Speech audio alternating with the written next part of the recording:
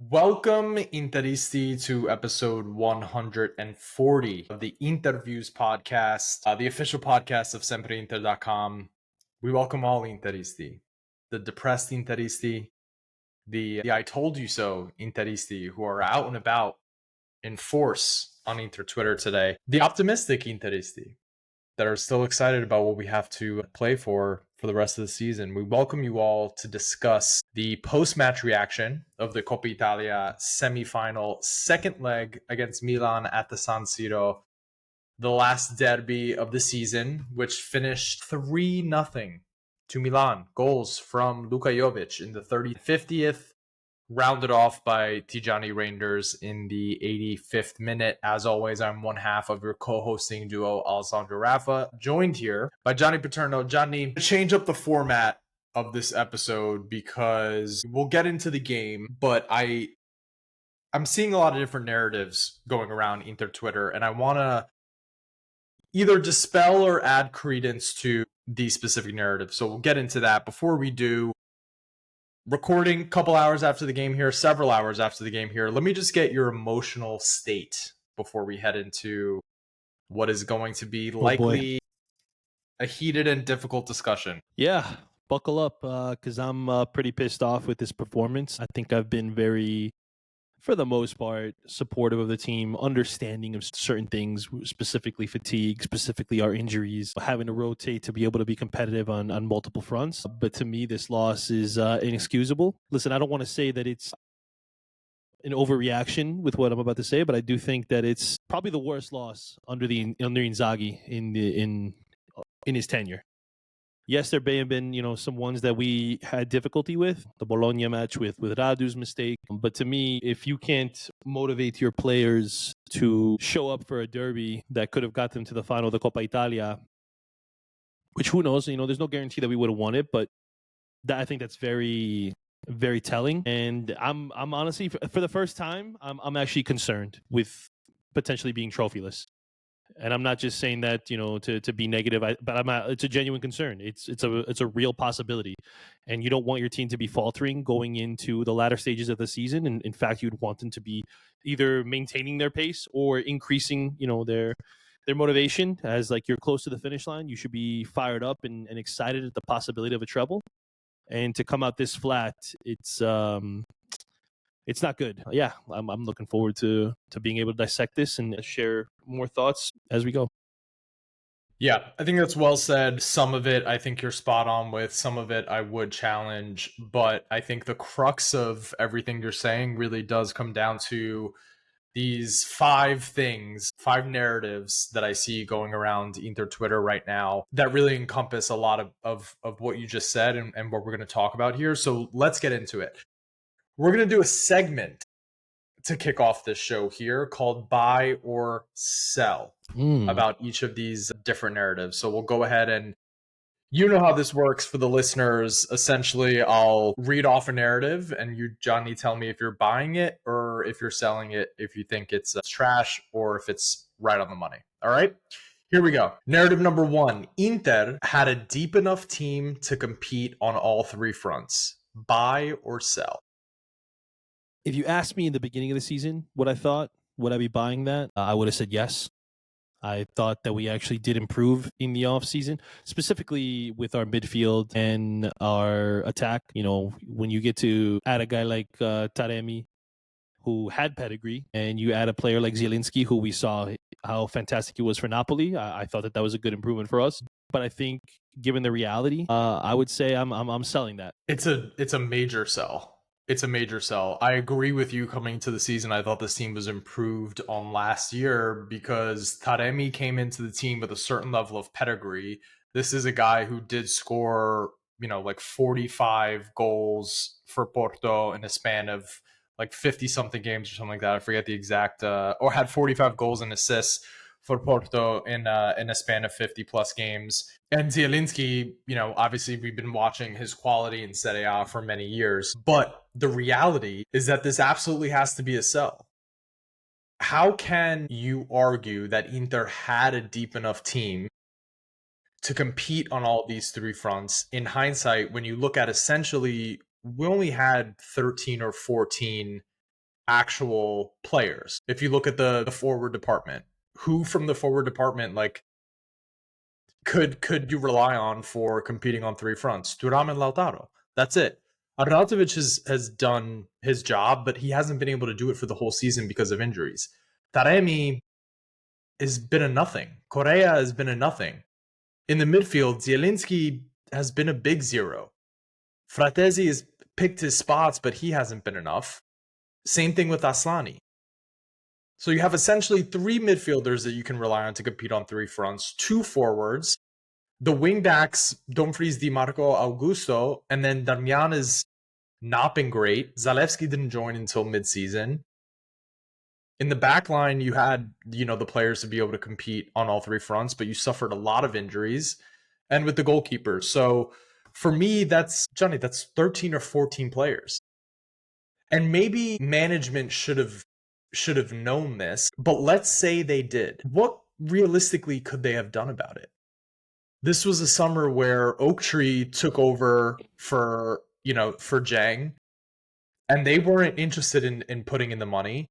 You could argue with the resources available, Zielinski and Taremi should have been contributors. It's not their fault that they turned into absolute zeros.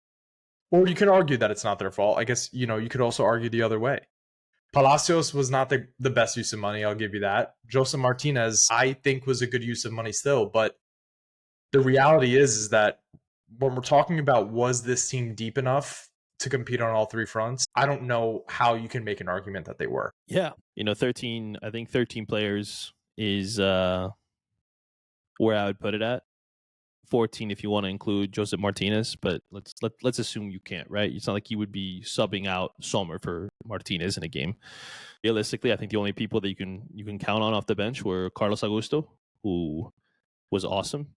And if you really look at the season, I would make an argument that Arnautovic was the only other guy that you could actually count on. Now, that doesn't mean he was like this super sub that he could like do all these things for us, but he's definitely outplayed what he did last season. I think he's been much more of an impact player, very good at holding up the ball and holding up play for us.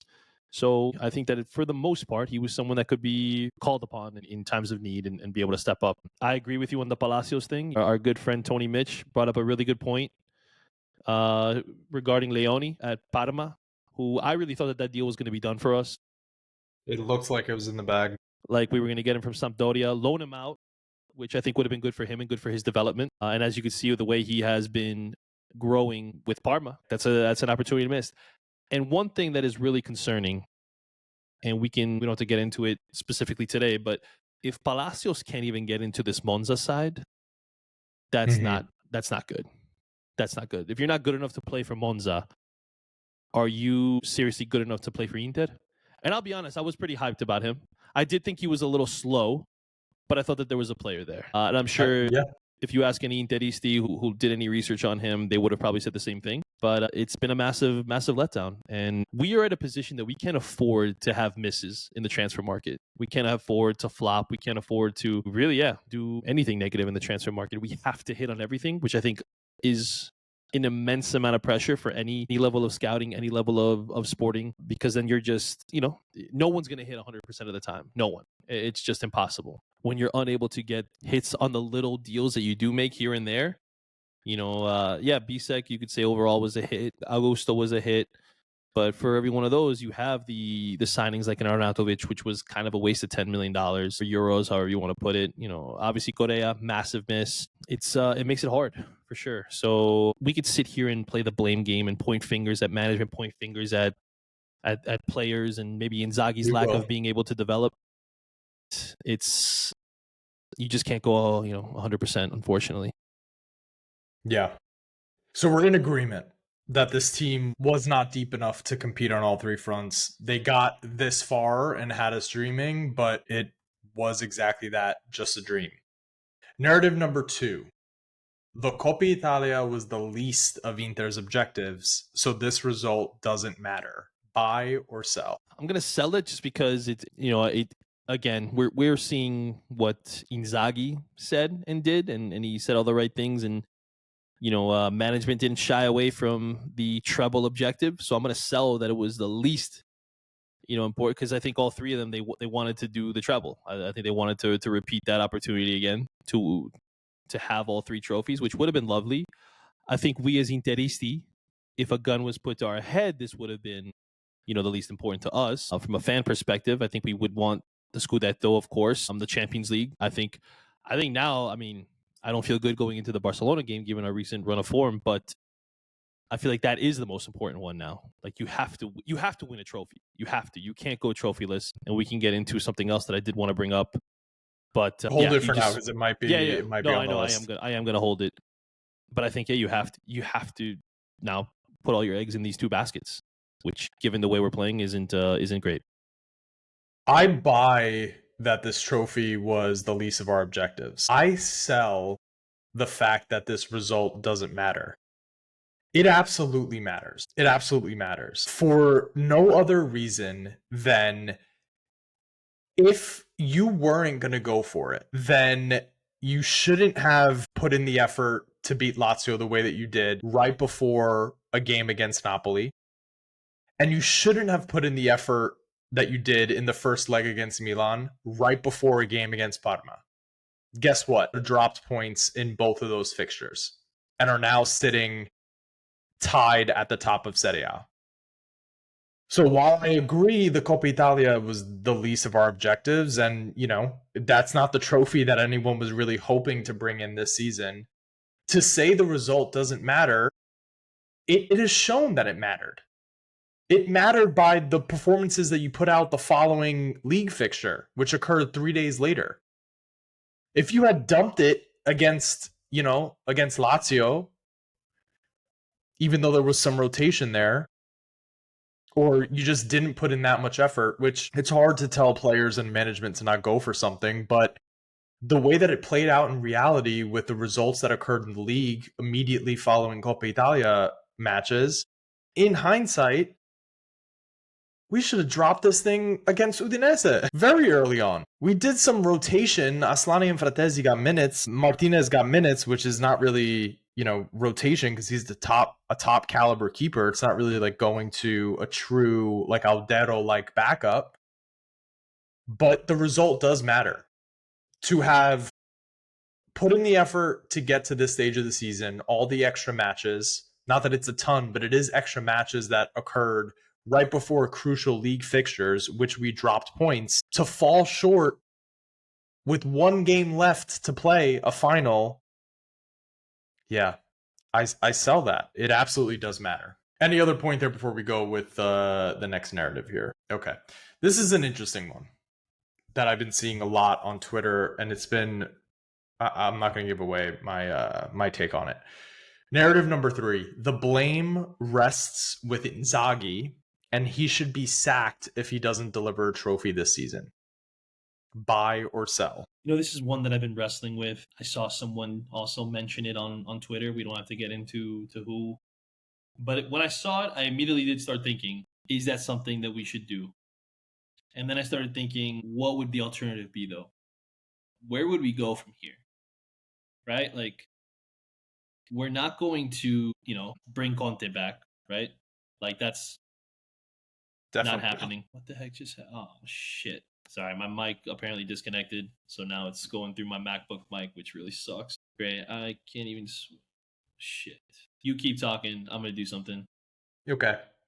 So the blame rests with Inzaghi, and he should be sacked if we go trophyless. I sell this hard. I sell this extremely hard. We just broke down the roster for competing on all three fronts, right? He didn't have the guys necessary to compete on all these different fronts. You could argue that what he's doing is sort of, miraculous to have gotten them this far. Now, it's not going to be great if Inter ends up with 0 trophies. It's going to be a failure, 110%. But to put that all on Inzaghi, the man hasn't had a positive transfer window. And when I say positive, I mean from the perspective of being able to actually invest the entirety of the time that he's been here. And people want to say the bottling of the Scudetto and stuff like that against Milan, the Atletico Madrid tie, getting knocked out. Football is football. The ball's going to roll one way or the other. But this Inter side has played some of the best football, maybe the best football we've ever seen in our fandom. And I can't buy into the idea of moving on from a manager that will be snapped up immediately. One of the most coveted managers in Europe, without right before a transfer window where you may actually be able to invest and rejuvenate the team. I think that would be a huge, huge mistake. And if Inter does go trophyless this season, Inzaghi's going to get some of the blame, deservedly so. The players should get some of the blame, deservedly so. But we've got 5 matches left in the league, 2 matches left at the minimum in the Champions League. And these players are completely gassed out. Like, what more could he be asking of them? I am critical of Inzaghi for a lot of the substitutions that he's made this year. I'm also critical of the fact that he can't dive into a different tactical setup that may better suit the availability of the players that he has. But I think it would be a huge mistake if we go trophyless, to throw out all the work that's been done. Guys, look across Europe. Like, managers and projects are getting discarded immediately, and it just leads to a cycle of consistent, you can't get anything off the ground. This Inter has a real project with Simone Inzaghi, and to sack him on the eve of a summer where he can actually get some investment in the transfer window, no, that doesn't work for me. I sell the idea that if we don't pick up any trophies, that he should be sacked. Yeah, I mean, I would sell it as well, just because, again, I don't think that there's an alternative that elevates us. That makes a difference, that comes in and immediately, has an impact.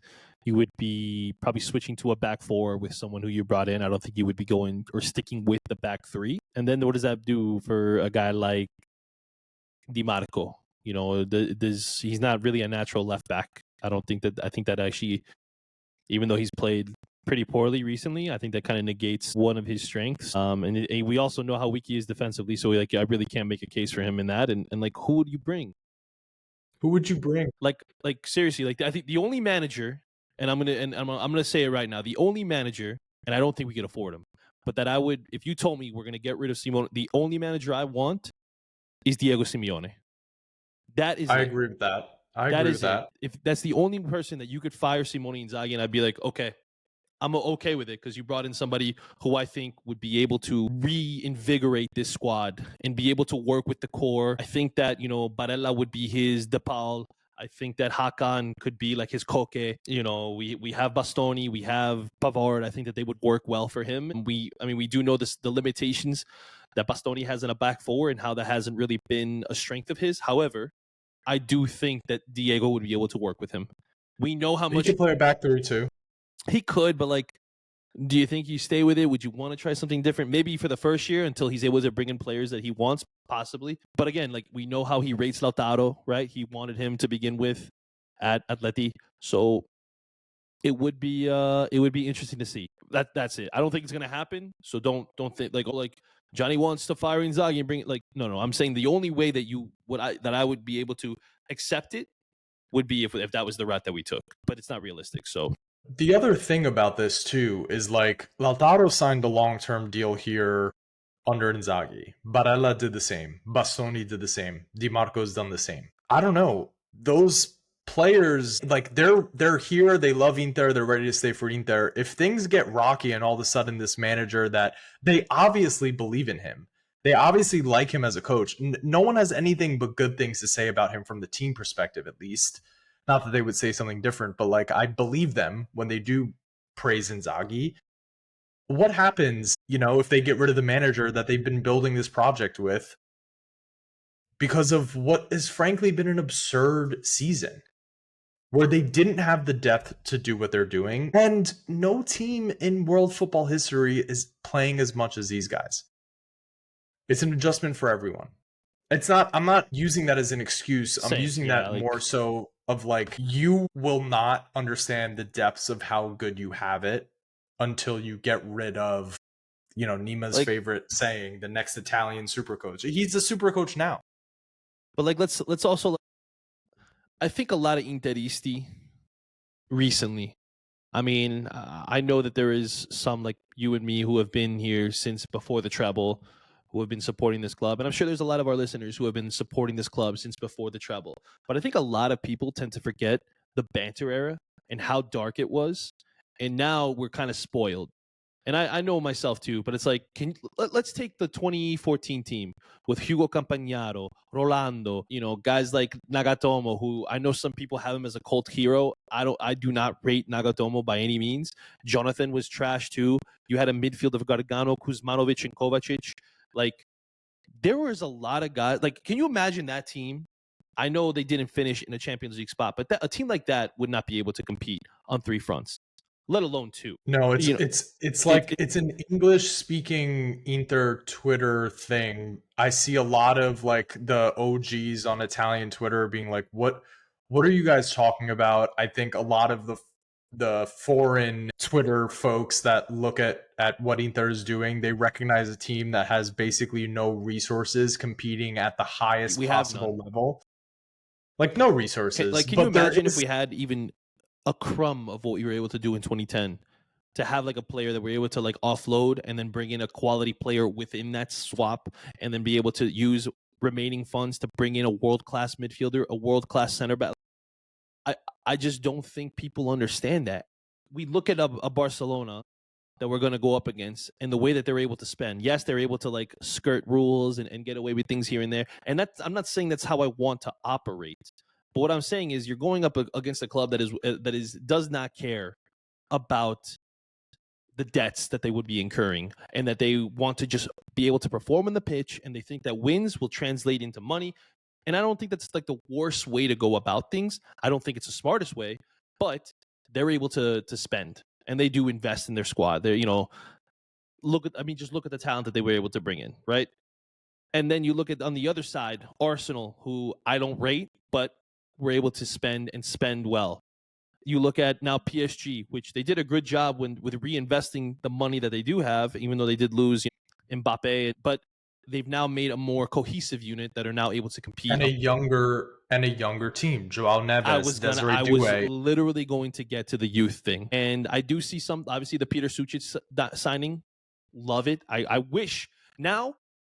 I wish we were able to bring him in January, because you could see that is a glaring need in this squad. And I think that he would have added such much value, depth, quality on the ball, technical ability. But anyway, we don't have to go into that. But all I'm saying is we are the team out of the remaining four in the Champions League who did the least amount of reinvesting in their squad and reinvigorating it. That we took the squad essentially from 2 years ago, and you just swapped out Lukaku for Thuram. Realistically. Yeah, they did. Like that. Gazzetta put out a graphic that once we got into the quarterfinals and we're top 8 of the spend of all of these teams, and Inter was dead last. Like, I mean, you could say Pavard and Sommer too. I'm not forgetting about them, people, so don't come for me. But like, realistically, in terms of starters, it was just Thuram in for Lukaku or Thuram in for Dzeko, whatever, if you want to say for that final. And that's really the main difference. Dumfries still there, even though he's been hurt.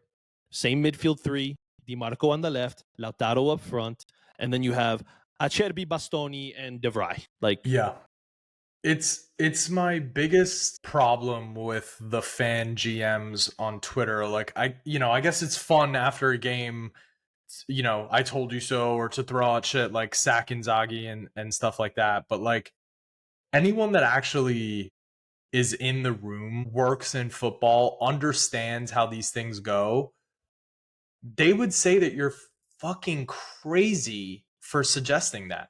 But it's the fan GM's M stuff, so you can say the most outrageous shit on Twitter and no one cares. I don't know, man. I'm not. If I was in a position of actually making decisions here, Inzaghi is not the person I would get rid of. No, Inzaghi at all. Inzaghi is not the person. Again, the only person I would do it for, though, is Diego Simeone. But there's a lot of dead weight on this team, which we can get into. I don't know if that's going to be one of the cool things that you bring up, so I won't jump ahead.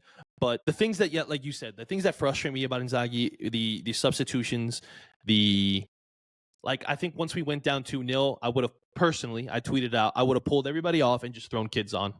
Like, that's it. my focus now shifts to Sunday. I'm not going to go for this win because at worst, let's say we tied, and then we go to extra time, and then who knows, penalties, and maybe we win on pens, maybe we lose on pens, who knows. But did any of us really want to get there? Be honest with yourselves. Did you really want to invest more time into this matchup, more draining of any resources, any like health left, any stamina left? I don't think so. So I would have just sacrificed it and been like, okay, you know what? I accept defeat. Now, I mean, I respect Inzaghi for not quitting to an extent, but it's also like Roma's a big matchup. They haven't lost in 17 games. You know, Wayne in Rome, you know, the smartest guy on Twitter right now, Roma would be in first place if the games only started 20 games ago. So amazing statistic. Yeah, let's just cut off a third of the season or a quarter of the season. That's a great idea. But anyway, they have been in great form. I'm not going to deny that. But you need to win this game. It's not a draw. This is not. You have to win this game to keep the pressure on Napoli. Plain and simple. So I just wish we would have gone about it that way. Listen, I'm not going to get overly critical of Inzaghi. You guys as listeners, Alessandro, you know the things that do bother me, the things that bother you as well. So we don't have to go crazy into it, but it was a tough one. But no manager is perfect. I think, you know, even Simeone would have his problems. No, I'm kidding. Even he would have his problems. So, all right. Narrative number 4, dominated Milan across the derbies this season. So this is just another fluke. Buy or sell? I'm selling that. I don't give a shit about possession. I don't. We could have 10% possession, but if we win 1-0, I'll be thrilled. It was more than possession. They created a lot. I don't care. I don't care about creating opportunities. I don't care about XG. Did you score or did you not? You didn't. Plain and simple. We should have won the Supercoppa final. We did not. We should have won the second Serie A matchup because we hit the post 4 times. We did not. We shoulda. It doesn't matter. You didn't win. I don't care about dominate. I can't even think now of which I don't even think we have been dominated by any team this season, truthfully. But if in the end you don't get the points, does it really matter? No, it doesn't. What matters is the final score when the final whistle goes. Do you have more goals than the other team? Okay, we did not in any of our matchups with them. The way we collapsed in the Supercoppa was disgusting. The way we ended with a draw in the second matchup in the Serie A season was disgusting. To give up goals on the first opportunities that each of those, like every time we played Milan, every time their goal came on their first opportunity. We would create, and not score. But then boom, they get the goal. Doing what? And the thing that actually frustrates me about this is the way that we continued to play the same style each time that we played Milan and didn't get a result. Like, if it's not working, change something. Maybe do a different, maybe throw them off and have a back 4. Actually, I would have loved that if we tried something different against them and maybe did a 4-2-3-1. Not saying it would have been maybe it wouldn't have worked. Maybe, having, Agosto play left back, then you have Bastoni, Pavard, and maybe you put, Darmian at right back, which might have been better, honestly, because we know his inefficiency going forward. And then maybe you have Zalewski on the right, you have Di Marco on the left, you have Barella and Çalhanoğlu as your holding midfielders, and Fratesi right behind Lautaro. Who knows what would have happened? Would they have been prepared for that? Would they have expected that? Absolutely not. Now, maybe it would have been, I'm not saying I'm some technical genius, and maybe it would have been crazy to throw something different out because these players have never done these roles, at least for Inter in this season. But what you've been doing has not been working. Conceição has had your number every time this season, whereas, in the past when he was at Porto, we were able to obviously take care of them. And even Fonseca beat you. Luckily or not, they still won on literally two opportunities. I feel like you had to do something different here in this situation, Simone, because what you've been trying has clearly not worked this season. Man, we are like the stock market after a tariff is announced. We are just selling today. I sell this idea as well. I will acknowledge that some fluky shit has happened in these matchups. For example, the Supercoppa, Hakan gets hurt. we collapse and they score a goal in the 94th minute from Tammy Abraham of all people. The second Serie A meeting, like Johnny said, hit the post so many times it's ridiculous. This game it should have been 3-0 in the first half.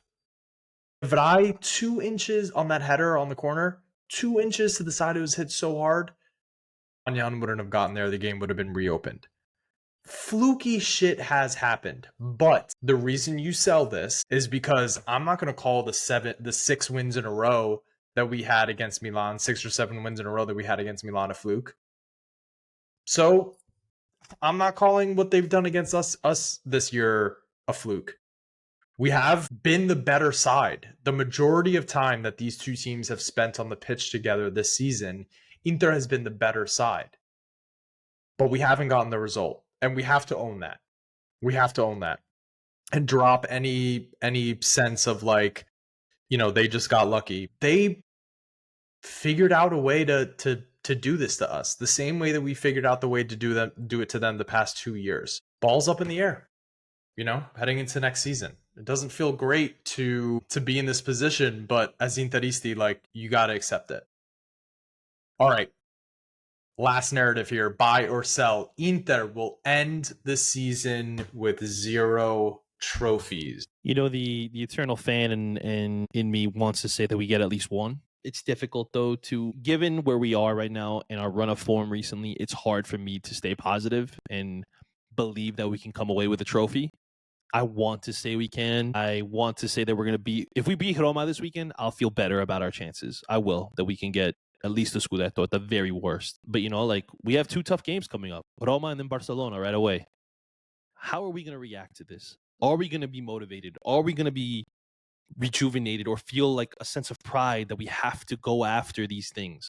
Or are we going to continue this goalless streak, really, that has not been very good to us? And are we just going to keep floundering this at the end of the season and be a lame duck? I don't know. I'm not one to believe in, retiro. I don't think that that's the route that we should go and try to, conjure up some BS magic there. But I also think that something needs to be done. I don't know if it's the leadership needs to step up in the locker room. I don't know if Inzaghi should be the one who is trying to instill a message into these guys, to wake up and finish strong here. If you bring in guys from the treble season to speak to the players, to maybe share some ideas, share some experiences that they've had and how they were able to attack the end of the season, whether it was, how they finished up, having to beat Siena to win the title on the last day of the season, stuff like that. Like, what is it that's going to be able to drive these guys? I hope that we can figure it out. I want to say that we'll at least get the Scudetto. I do. But again, I think this Sunday is going to be a real deciding game, which is scary to think. So buy or sell? Inter will win 0 trophies. I'm going to sell it. Buy or sell? I'm going to sell it. We are all out of shit because we sold everything. I believe, and I will continue to believe, and you can call me the eternal optimist. I do not care. You know what? There's a player on his way back that has been much maligned on this very podcast. But then, Uno reverse card, much praise. We're talking about Zalewski? Are we talking about Zelensky? No! The man with the Timberwolves on his feet. I think you mean the Timberlands, but I'll take the Timberwolves too. Sorry. I'm in the NBA playoff. He's got a couple Ant Edwards on his feet. He's got a couple Ant Edwards on his feet. Won't be able to stop scoring. Denzelone coming back at a crucial time of the season. Marcus Thuram. Man, we miss him. God, we miss him. We suck when he doesn't play. Yes, we do. We suck when he doesn't play. He should be on the way back. So you know what? We're not going to get less tired, but we might get just a little bit healthier. This loss might just give us that little bit of extra. And you know what? Barcelona's missing Balde and Lewandowski. I think we can do it in the Champions League. The Scudetto, it's going to be really tough, but Napoli is not a foolproof side. Neither are Inter, but Napoli is not a foolproof side. So I believe we sold the shit out of your fucking narratives on Twitter. We sold the shit out of them. Okay? Tell him. At the end of the day, we're Interisti. We still believe. It sucks what happened today, It does. but we move on. All right, let's talk about what happened today. The game in and of itself is pretty easy to just lay out here in the simplest of terms. Inter dominates the first half, does not put away their chances. The most egregious one for me is the Lautaro Trivella that, he succeeded against Bayern. Today he boots it over the bar. Yeah. Most egregious one for me, but he's been playing a lot, and I'm not going to kill him for that. Milan scores with their very first chance. Second half, they come out super aggressive. Bam, hit us on a corner where we weren't tough enough physically. Inter goes 2-0 down. The save from Magnan on De Vrij, and that's it. Then the rest of the game was we were completely out of gas, and Milan asphalted us for a 3-0 scoreline.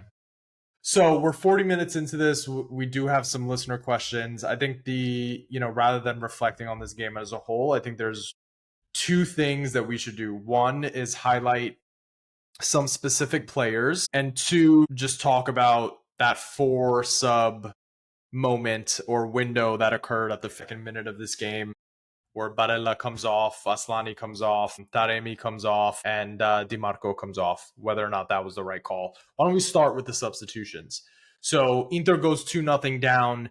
What do you think the reason is for, especially Barella and Di Marco coming off the pitch in that moment and going essentially like playing all your cards at once in the second minute? What do you think the thinking was there? I think like he just saw we're down 2-0. These guys have been a bit inefficient.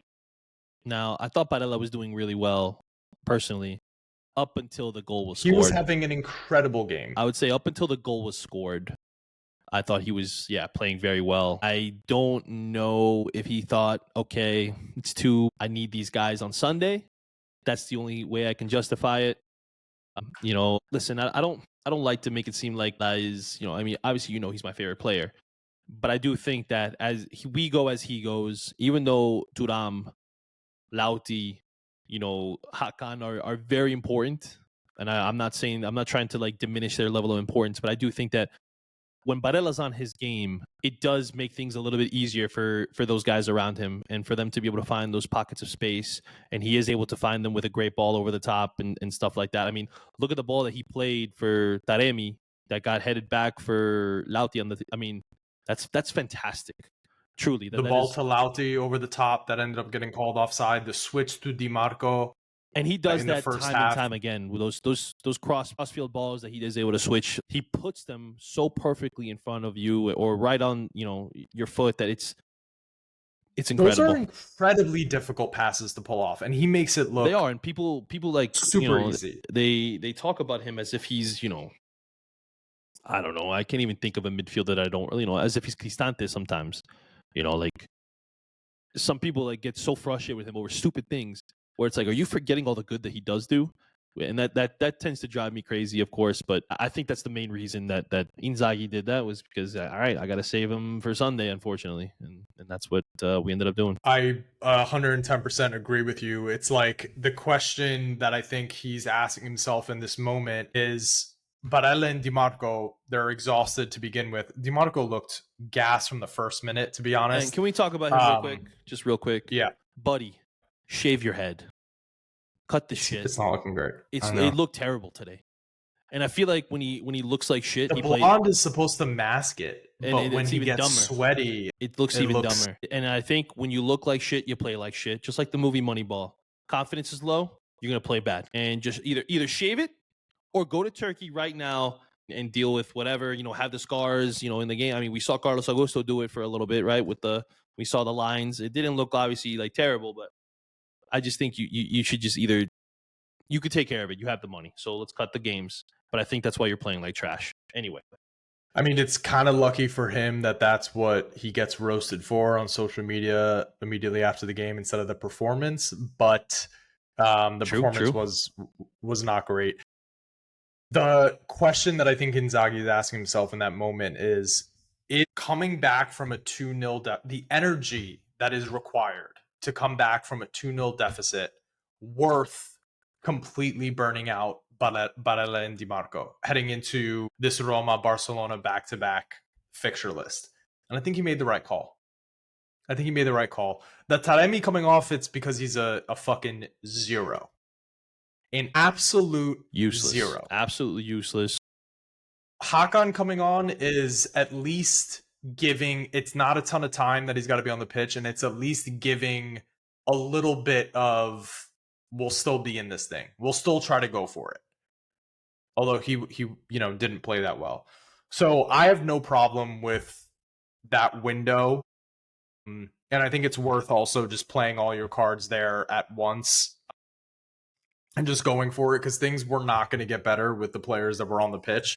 So you might as well go for it. All right, let's talk about player performances. From the back line, the one that I want to highlight is that first 45 from Bisek, and honestly the whole game, but that first 45 from Bisek defensively, his best in an Inter shirt. I don't know if I want to say that. It was good, but I don't know if I want to say dominated Leao. Dominated him.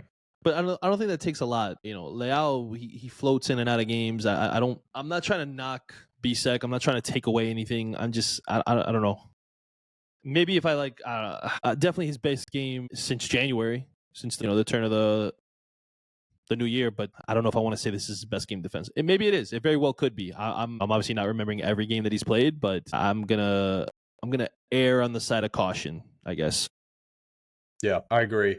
Darmian and Di Marco, virtual non-factors. Zalewski, a lot of times, one too many cutbacks, which I think is a feature of his game that he needs to be just a little bit more decisive with it. Sure. In the midfield, we spoke about Barella. Hakan, not great, did not have his shooting boots today. Mkhitaryan, the giveaways in the final third is it's so annoying. It's so... Well, apparently he's going to go down as a club legend, according to somebody, which is mind-boggling to me. It's so frustrating to see the giveaways in the final third. We need you to just be precise there, and not a great game from him. Aslani, I will say that first 45, the best defensively he's looked. Had a couple of crucial... That I'll probably agree with, yeah. Yeah, had a couple of crucial interceptions. Lautaro gassed, missed chances, whatever it is. All right, let's talk about who I think we need to talk about here. You mentioned dead weight earlier in the podcast.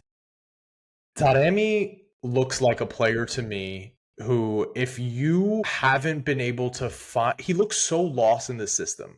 If you haven't been able to find it this deep into the season, I understand he's been carrying an injury, but this is way deeper than that. There's a mental thing of the hesitation when he gets into the box. There's also the positioning and the movement is not at all what we need from a striker 100% in this system. How can you make an argument to keep him on this team moving forward? Yeah. You can't. The only person that will make an argument is Nima.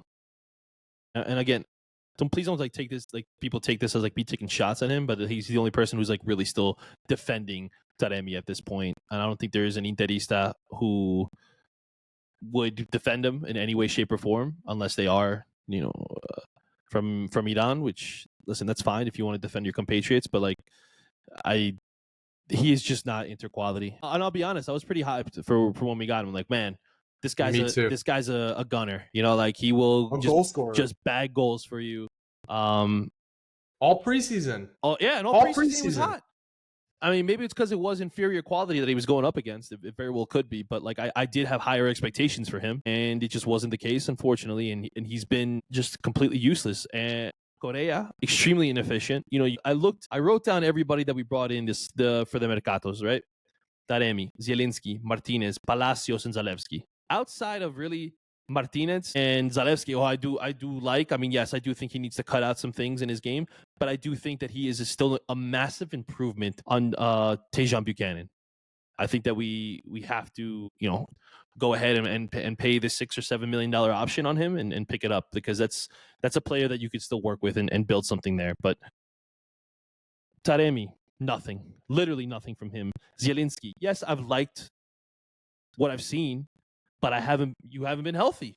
So I haven't been able to get enough of it for it to have an impact on this team, unfortunately. And Palacios, we see that may have been a disaster of a signing. And I hope I'm wrong, but right now doesn't look good, especially when you see Leone the way he's playing.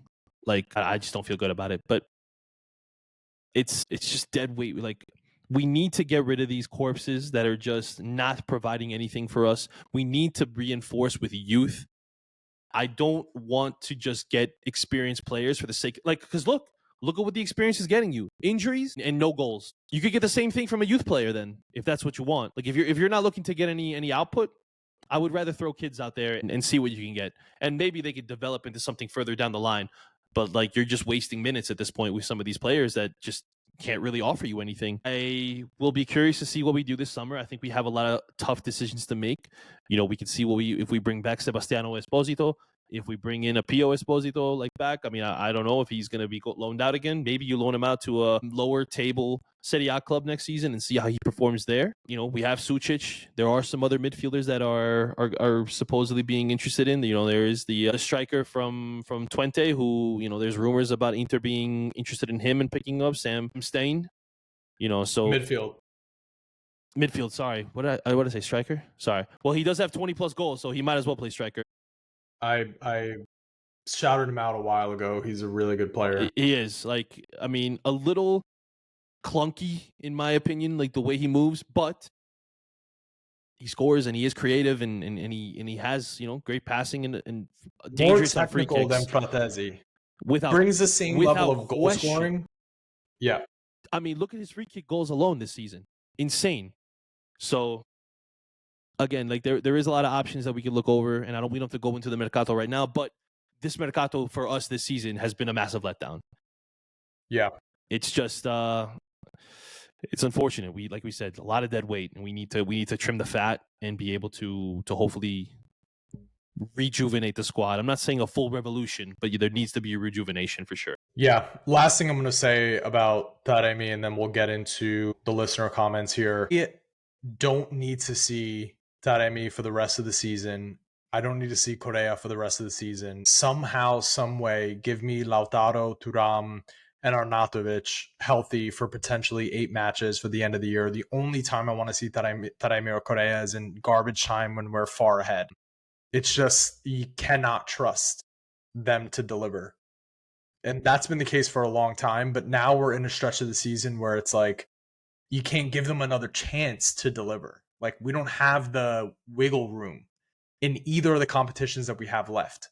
And we have the whole discussion about, getting some trophy. We don't have the wiggle room for them to figure it out. It's over. Garbage time minutes for you for the rest of the year. And Arnautovic, you have to stay healthy so you can give Lautaro and Thuram some sort of break. You gotta stay healthy. You've been maligned by the fan base, but we are at the point of like, we need you. You have at least a modicum of quality to your game. You gotta stay healthy. All right. Let's get into these listener comments. First up, Alex Mirati. Lack of depth really showed for the match. If we're going for a transfer revolution, what position is the priority? I'm going to say striker. There's just no depth there as it currently stands. Striker. I mean, yeah, lack of depth is big, but I'm going to say midfield. I think you need a third guy to put alongside Barella and Hakan. Sucic could be that guy, so maybe we don't have to worry about it. He very well could be, and I wouldn't be upset about it. Everybody knows my love for Croatian players. But then, all right, let's say I don't go central mid. I'm going to go center back, like center back. We need to get somebody back there, too, who's young, who's agile, strong in the air, knows his responsibility as a defender. I don't need you to be, having marauding runs up front. I don't need you to be losing your... I need you to be hyper-focused on the art of defending. That's what I would want. Yeah, I agree. And for that center back, you don't even need to be a particularly, expansive passer or technical player. I just need you to defend. Bastoni can do the passing. Pavard can do the passing. You don't need to worry about passing. I just need you to be almost like a lockdown corner. I need you to be that at a center back, just negate a player entirely. At intertwined, I feel like wastefulness in front of goal remains one of the main culprits for us. We fluff far too many clear-cut chances while creating good ones. If Lautaro hits his chance in the first half or Hakan hits a perfectly set up shot in the second, this could have been different. Yeah, it's been the story of the season in all these games. Milan, Juve, Napoli. It's been the story of the season. I thought Bisek was better than he's been recently. That's from Peter Jordan. We touched on that. He has for sure. M6 Zeki, not a question, but please make a keep versus sell, get rid section of the pod. We're absolutely going to do that towards the end of the season. Lee Theobald, was there any decent performance tonight for Inter players you could think of? I thought DiMarco had no energy at all, hardly ran. Barella. Yeah, Barella. Yep. Peter Jordan, this could spiral out of control if the team doesn't react versus Roma. There are some players in dire need of rest for Barca, like Bastoni, Lautaro, and Darmian, assuming we don't rush Dumfries back, which I hope we don't. Yeah, the spiral is definitely possible just from a mental and physical standpoint. But given that Roma is one of the hottest teams in Serie A, if not the hottest, a victory over them will go a long way towards like restoring that confidence. 2 losses in a row, this team is going to be a little fractured mentally, but if you pick up points there, it's kind of like clean slate, all is right again. Let's get back on the horse here. Yeah. Look, I want these 3 points, and I don't care how it comes. I hope it's not ugly. Like normally I'll be like, oh, I don't care if it's an ugly win. No. Like we need to have a little bit of fluidity. We have to have consistency, be able to finish our chances. Like that's huge. We haven't been doing it. We need to do it. The rest for the players, I mean, yeah, like I think you do need to maybe rotate Bastoni out. I think give him at least the first half, right? And then if you need him in the second half, you could bring him in. That's actually something where I may consider, like you start Di Marco, you have Carlos Augusto as the left center back, and then if you needed, boom, Di Marco out, Bastoni on, you push Carlos Augusto up the pitch, and you see what you got there. If you need to be, doing something else, but we need to win this game, and it needs to be a little bit like a 2-0 win would really ease, I think, a lot of Interisti's minds and kind of settle them down a little bit. So let's hope for that, and hopefully we are able to do some rotation, but not in the sense where you're bringing in players that you don't trust, that you're able to bring a Hakan in from minute minute 1, and then it's probably going to be Fratesi, Hakan, and Barella for this game if you really think about it, with Mkhitaryan being suspended. Oh wait, Bastoni is also suspended in this game, so he can't even play. Yes, yeah. So forget about what I just said about being able to play Bastoni. I totally just not bringing up Mkhitaryan. I forgot Bastoni is also done. So looks like it's going to be Carlos Augusto from minute 1 at left center back there, which I'm fine with. Like I do trust him defensively, and that's typically it's also at home. Like it's at home, and that's also he's going to be. I think he's going to be able to handle Matias Sule very well. Who's going to be trying to cut in on his left foot, which is his preferred foot. And if you could have Acerbi negating Dovbyk or Shomurodov, whoever is going to be the guy up front for that game, I think we should be able to handle them personally. My biggest worry, legs wise, is Lautaro. Honestly, he's been playing too much. So, like, let's say, if you're coaching, are you starting, if you can, Arnautovic and Thuram instead? I don't know if Thuram can start. I was going to say, and that's assuming Thuram could start. Just say he can. Would you do it that way, or would you rather it be Arnautovic, Lautaro, and then you bring in Thuram maybe in the 65th minute? Man, that's tough. But then who do you bring him in for? Because Arnautovic probably doesn't have 90 in him. Thuram definitely doesn't have 90 in him. And then I think we literally have no solution then. Because what are you going to do? Bring the solution is you have to start Lautaro.